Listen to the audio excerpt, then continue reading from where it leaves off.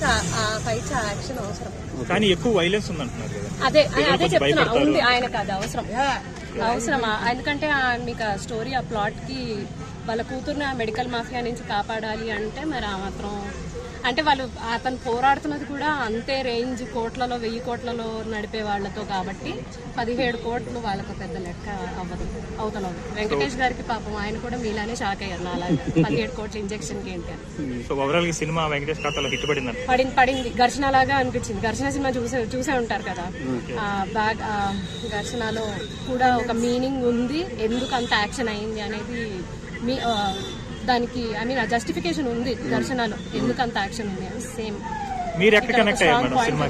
అదే ఇక్కడ అంత స్ట్రాంగ్ పాయింట్ ఉంది డాటర్ ది కాబట్టి కనెక్ట్ అయ్యాం. అక్కడ పాప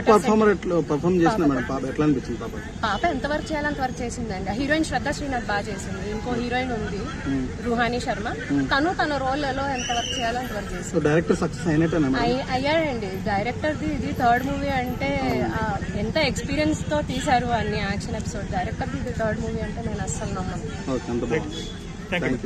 థ్యాంక్ యూ మేడం. వెళ్ళిపోతుంది.